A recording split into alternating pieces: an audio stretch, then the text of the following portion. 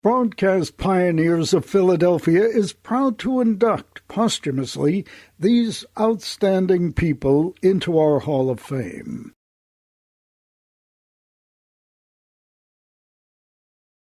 Look up in the sky. It's a bird. It's a plane. It's Rod Carson.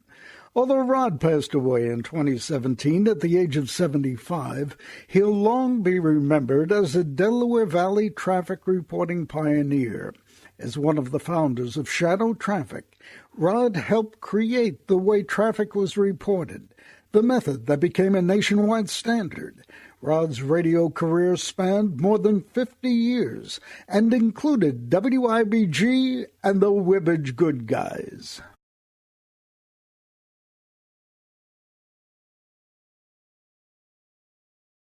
Frank X. Feller would have enjoyed the sports world right now. He was a rabid Phillies and Eagles fan. He was a World War II U.S. Army medic, a radio announcer up and down the East Coast, a Wibbage good guy, and general manager of WYSP and a talk show host at WWDB. Frank was active in the Broadcast Pioneers, serving as our 19th president in 1981 to 82.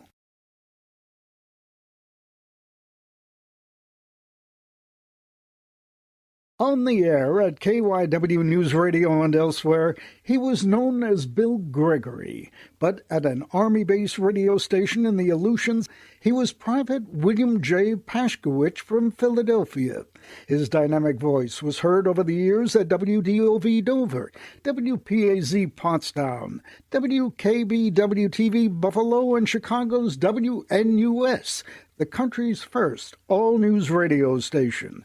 KYW News Radio beckoned from 1967 to 1992.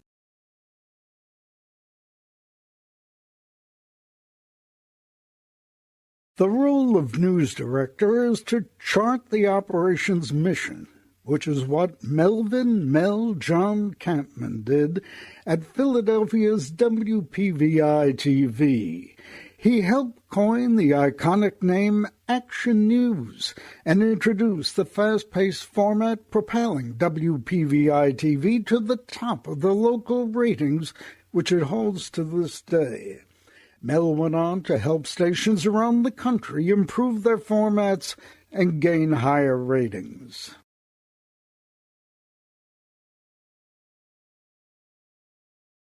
Reggie Lavong was a trailblazer on the air and in the realm of music promotion at so many stations, including Philadelphia's WHAT and WRCV, and as Dr. Jive on New York's WWRL.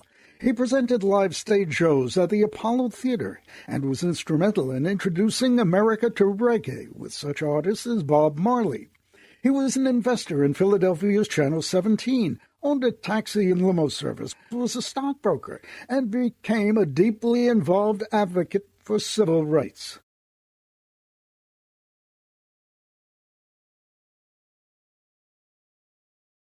Many more may know the famous Trenton Bridge sign, "Trenton makes, the world takes," than know Johnny Morris, the late chairman of Morris Broadcasting of New Jersey.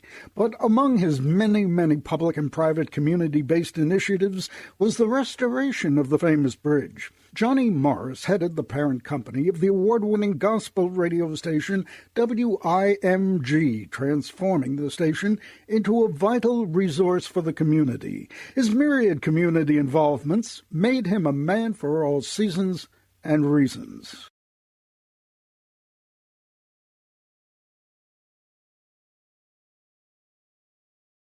It was September of 1966 when WFIL, famous 56 in Philadelphia, started its rock format carried out by the Boss Jocks. Filling the late-night and overnight shifts was Dave, the Rave Parks. He and the rest of the boss jocks helped the station soar in the ratings. It was said that the pop explosion at Famous 56 helped blaze the trail for every other rocker in the country.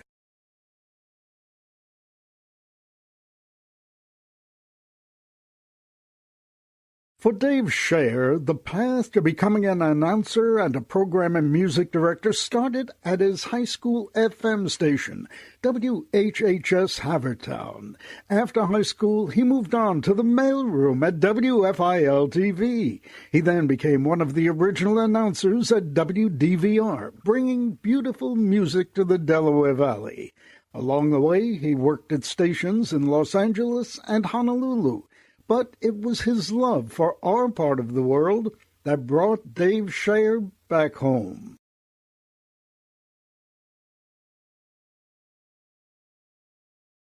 While attending Glassboro State, Barbara Sommers fell in love with college radio and embarked on a broadcasting career. After rejection from WMMR and short stints at WYSP and WIOQ, she landed the overnight gig and became the first female boss jock at WFIL. Mentored by the late Jim O'Brien, Barbara learned to smile on the radio. When sister FM station WUSL morphed into Power 99, she took on the midday shift. Barbara Sommers is remembered for her energy and humor. While these people are no longer with us, we will remember their accomplishments forever. I am Michelle Carson. I am Rod's firstborn child.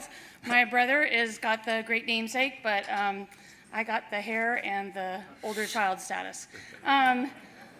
Those of you who knew my dad knew a lot more about him than probably we did professionally.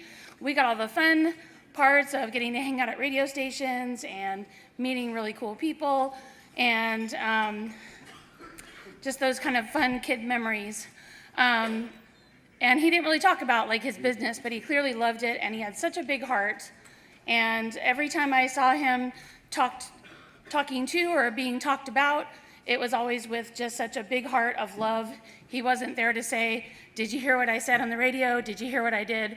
He just wanted to be a part of something that he really loved, and he was a part of so many parts of it. So from radio to traffic to news and back to PennDOT. So I just want to say how nice that was to know what a wonderful heart that he always had for his business and his work. I can't really follow that at all. That was beautiful. Just some memories that I had of growing up. One of the best instances that we had was my dad got to vote for the Eagles cheerleaders. That was great. That was so awesome. I got to go into shadow traffic in the morning with him sometimes, and I was the boss's kid, so I could be whatever I wanted to be, and everyone just had to listen to me, and it was great. After he passed away, all of them now don't have to listen to me anymore, and they made sure to tell me so. It was just so cool growing up, being Rod Carson's son. There was a lot of fun and a lot of great memories that we had, but just being here tonight, you people out here, you guys are Philadelphia. My dad was Philadelphia, and I'm just very proud. Thank you.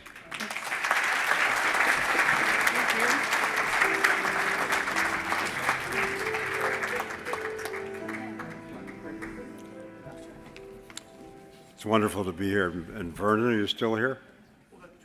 Congratulations. Vernon and I probably was the first person to meet you back in 1977. And not only have you come a long way, but the path that you've trailed through Philadelphia is an extraordinary one. And it was great working with you, watching you, and seeing your career prevail in Philadelphia. So congratulations. Sure.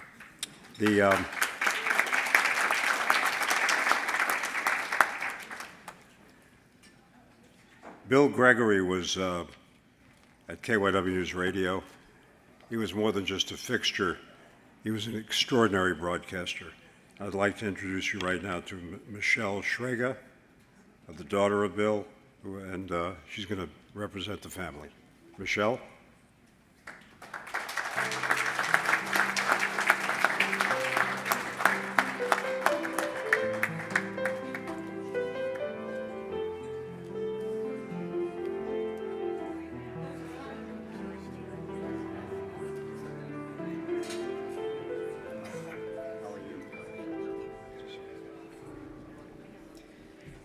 When I was a very, very little girl, I remember lying in bed and hearing a voice come over the radio, and it was my dad talking about Pat Boone and the Big Bopper. A couple years later, I was scared to death listening to him in the other room, and he was on television. I thought he could see me, even though I did know better. Later on, doing homework, listening to him on the news or doing sports or the weather, it was always the voice. Later, when he was at KYW, listening to our little shower radios, listening to the voice come over the radio talking about all the news of the day. You see my theme. It was his voice. Unfortunately, the voice was silenced all too early. He hasn't been with us for many years. I want to thank the broadcast pioneers for keeping his voice alive. Thank you very much.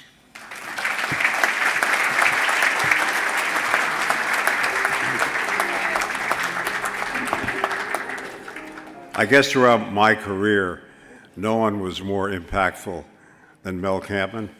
He was my actually third news director at Channel 6, but he was the news director when Action News became Action News.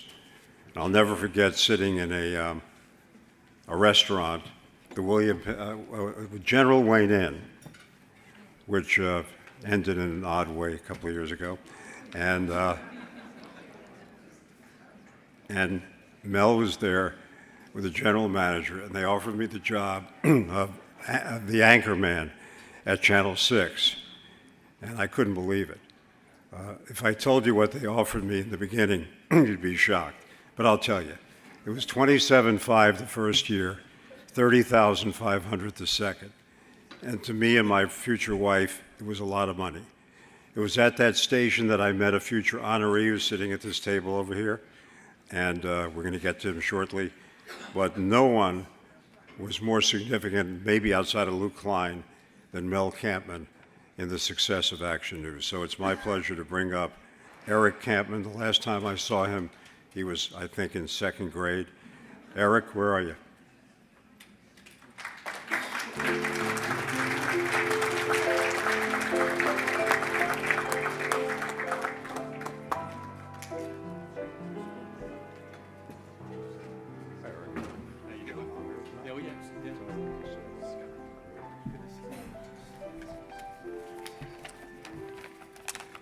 I'd like to thank the broadcast pioneers of Philadelphia for first nominating my father and then inducting him into the Hall of Fame.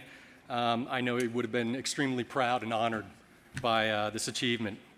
My dad and I would often sit around and talk, and he would like to tell us stories about his time in the news and about how broadcast media evolved over the years and his time in Philly. And a lot of the names he would mention, I would remember here and there as I would listen. And then the other day I saw a blurb online that reminded me so much of him. And I could totally see him relaying this story to me. And it kind of went something like this. Young Americans will have trouble believing this, but there was once this guy named Walter Cronkite who would read the news on television every night, every weeknight. He didn't seem to have an agenda or try to make anyone look bad or good. He would just read the news, and then get this, we would all just make up our own minds as what we thought. He didn't interview smarmy, opinionated talking heads. He just read the news matter-of-factly, and then he would just sign off and shut up. I'm not making this up. So once again, thank you to the broadcast pioneers for inducting my father. This has been a great night. This is my brother, Scott. To go along with what he said, I know my father really enjoyed what he did, and the stories that he told about starting out in radio and live TV, doing live commercials where guys were squirting fire extinguishers up the pant leg in order to break you up, screwing the refrigerator door shut so you couldn't open it, and it's the stories that really get passed along. So, Mr. Odom, definitely write your book. You need to get those stories out because people need to hear it. Unfortunately, my dad didn't get to finish his, but at least I'm telling these stories to my kids and passing them along, and hopefully they'll have a good memory and a good laugh. Thank you very much.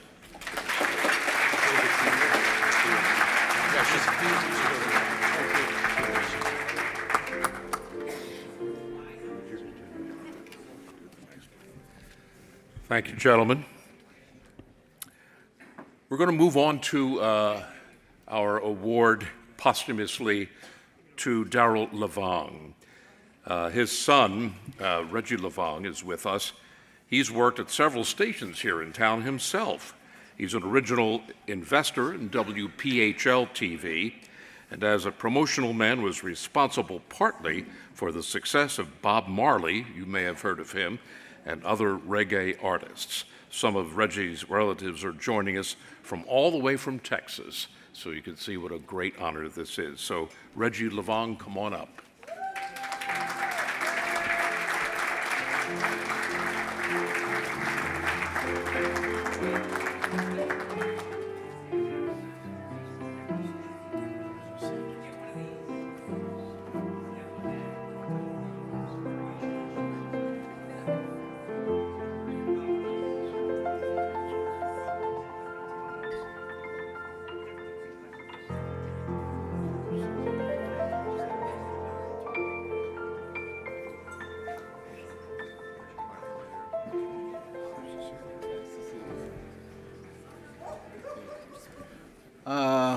I just want to say that my dad, Reggie, is the one getting honored, and I'm his son, Daryl. So my brother, Reggie II, is going to speak on our behalf. And that you are alive. And he is alive and doing well. First, I'd like to thank the board members for honoring my father. It's an award that I know he would have enjoyed had he lived to be here. He would have wanted me to thank Jerry Wilkinson and Pat Delsey because he worked with those two gentlemen. So I'd like to, thank you on his behalf. I have my sister April here. I have another sister, Jocelyn, who couldn't make it. And there's a gentleman that I think it's important that we recognize, and that's Johnny Meadows, and I'd like him to stand up over here. He was like a family historian.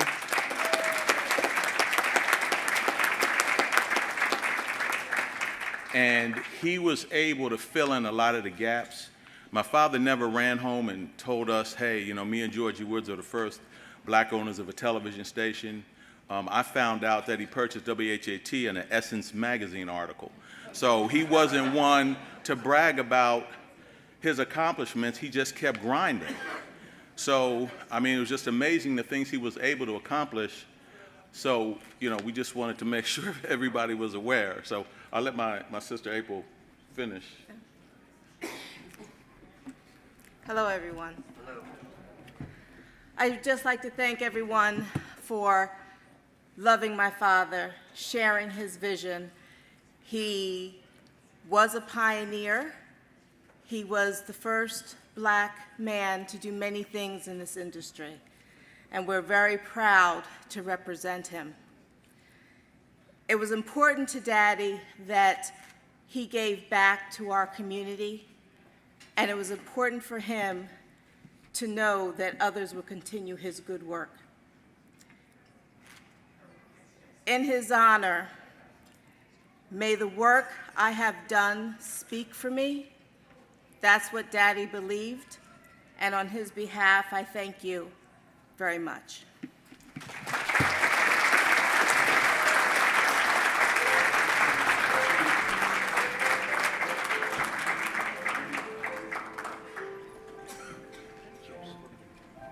Johnny Morris was a Broadcast Pioneers member responsible for turning a so-so station into a profitable gospel station in mid-Jersey. He interviewed many stars in the early days, especially in Armed Forces Radio. So it's our pleasure to bring in Maggie Gazzardo, accepting on behalf of her dad, Johnny Morris. Maggie.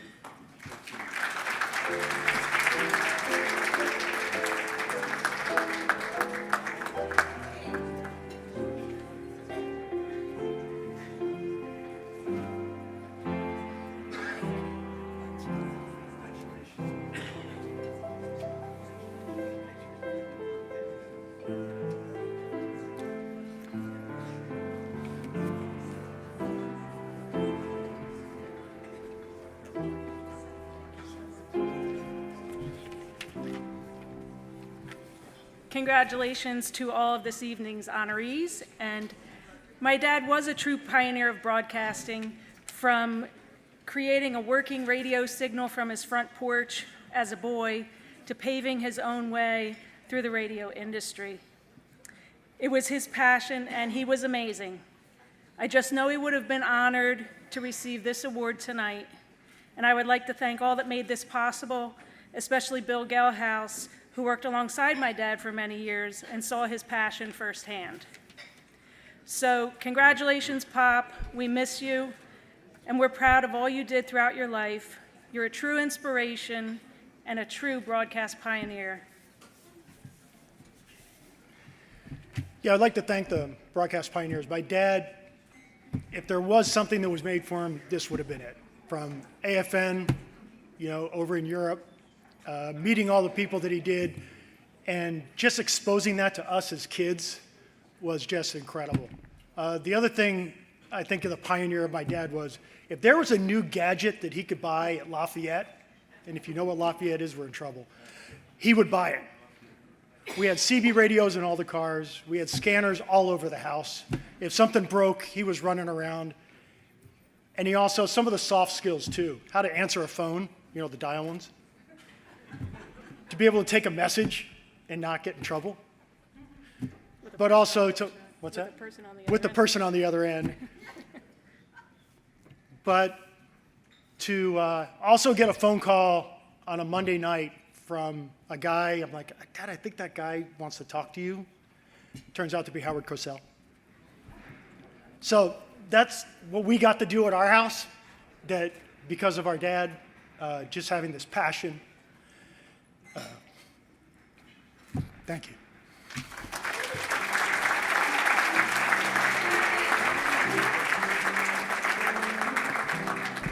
When I first came to Philadelphia, I knew very little about the community.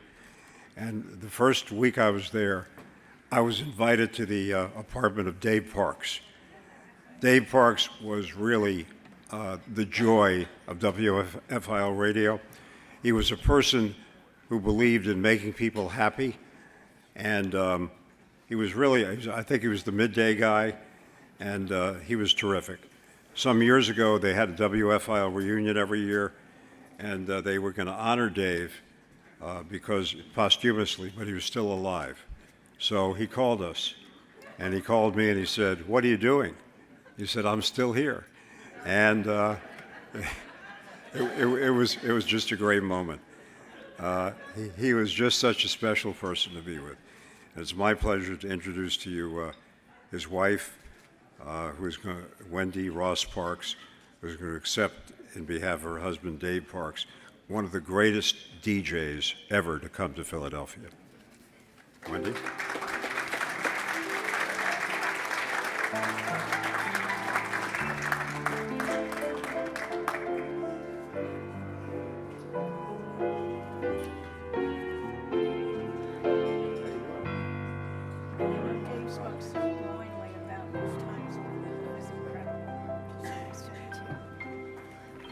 Thank you, everybody. I'm Wendy Ross Parks, and along with our daughter, Melody.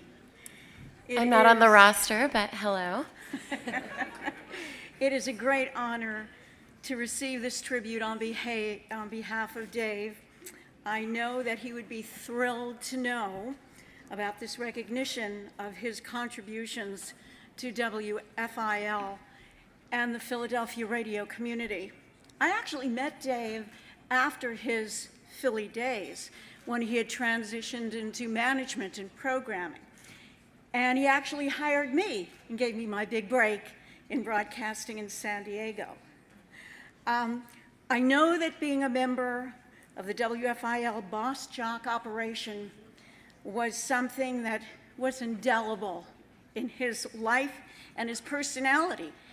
And I remember sitting there while he would listen to air checks for on-air talent for the programming of his stations.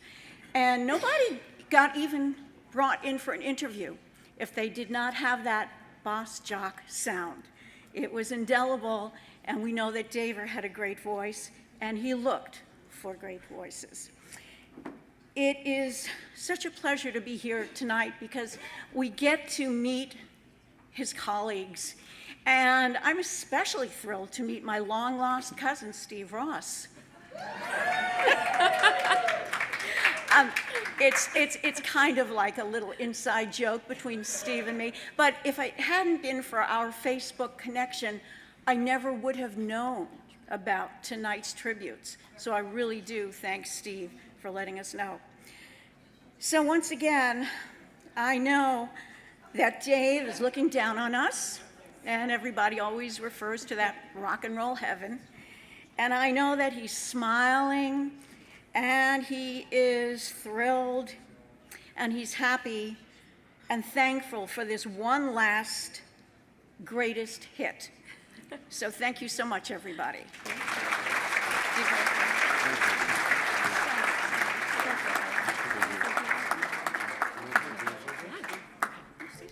All right, perfect. So I am the mediocre, untrained speaker tonight. About my dad, if you didn't know, I wasn't alive when he was WFIL. Came a little bit after. But I am so blessed to be here. This is my first time in Philadelphia. So I was excited enough to spend about $150 on outside coats for tonight. And, being raised in San Diego all my life, I only really knew the management side of my dad. But, from time to time, both my mom and my dad would play, even now, but even when my dad, was alive, they would play tapes. And their voices are so phenomenal, so professional. And I hear people on the air right now, and excuse my language, but a lot of the people that are my age that are on the air, I'm like, they are not anything. They're not crap between, what my dad was and what my mom was, and people that are being honored now. And the talent is just so amazing, and what everyone had to go through to be where they are today is just phenomenal. And my name is Melody because both my mom and my dad were in the radio when they were together. And so that's kind of where I came up with, and I've always loved music, and I've always loved the oldies and the 80s and every type of genre that my parents have been involved in. With my dad, he has a memorial in San Diego, and his plaque says, "Our golden voice forever in our hearts." So that really embodies Dave Parks. So thank you again.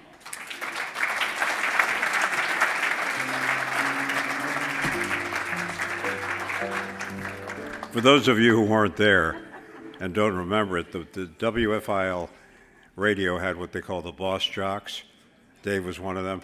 They also had this troupe of women who would follow them around in appearances in pink Cadillacs and other places like that. One of those women who they tried to recruit was a young lady named Donna. She worked in the business office, and she became my wife, and is now 40. We've been married for 48 years, and I'm very happy she never got involved with the boss jocks, because I always had some questions, but they had a good time, and it was a great station, and I was very, very proud to be part of it. Excuse me? You married a boss chick? No. She's still with you?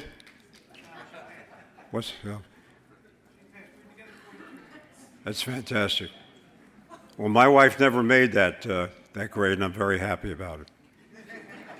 And here's Ed. Larry told me he wanted to say a few extra words, and now I can see why. That was lovely. I mean, when you think about it, it's appropriate that these two awards come together for the two of the great Daves in radio in the Delaware Valley in the 1960s. Dave Parks, of course, one of the great boss jocks, and my old friend Dave Shayer, whom I mentioned a little while ago. As you may be aware, he was one of the original announcers at WDVR in 1963. And for those of us who know the history of Philadelphia broadcasting, that is saying something, because WDVR was one of the great pioneers in its format in the entire country, and Dave was there at the beginning. He was a lovely gentleman, and he was the owner of a set of pipes that any one of us would kill for. And I know we all miss him very much, and we're very happy to have Art Wilson, a member of our board of directors, accept his award in his behalf.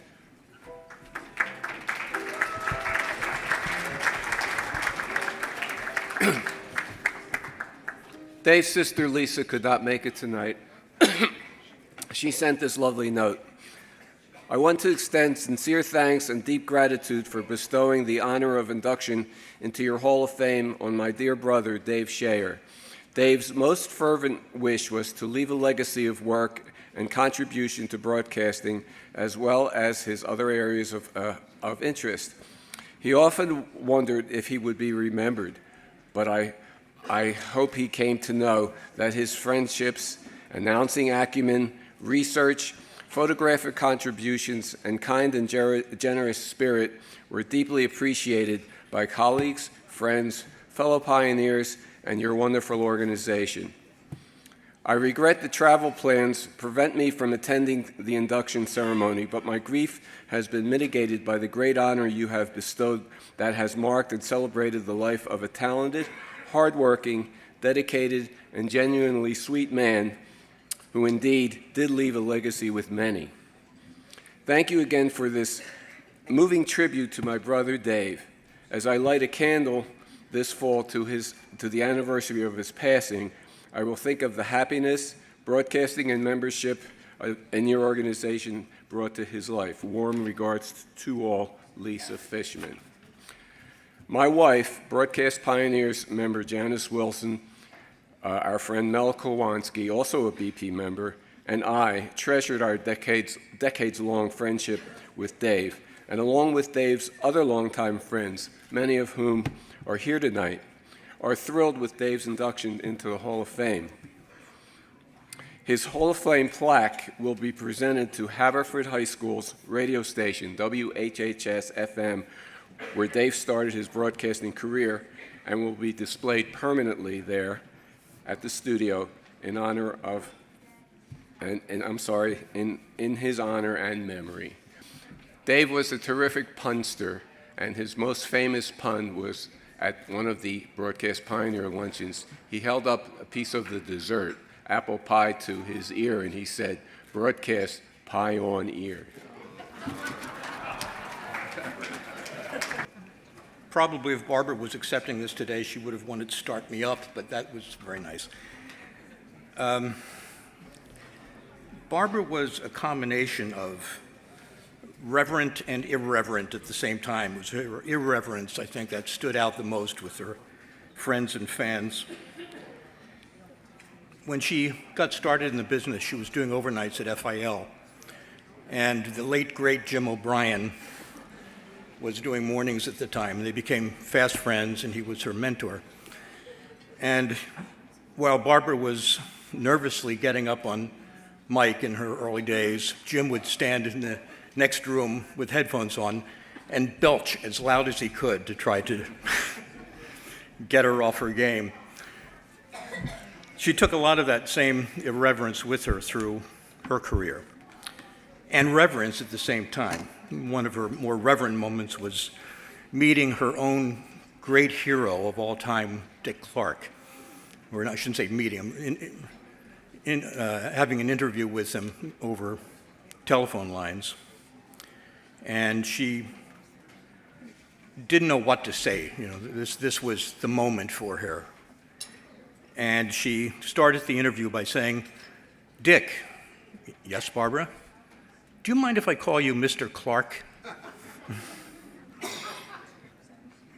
As an audio producer, I really don't believe I ever had the pleasure of working with a more mellifluous voice than Barbara's, or a quicker wit, or a harder worker. As her frequent collaborator, creative collaborator, and husband of 35 years, we really enjoyed working with each other and did some wonderful things together. Along with our children, Ashley and Andrew, who are here this evening, I want to thank you all for bestowing this honor on Barbara. She would have been tickled pink to be up here receiving this award tonight.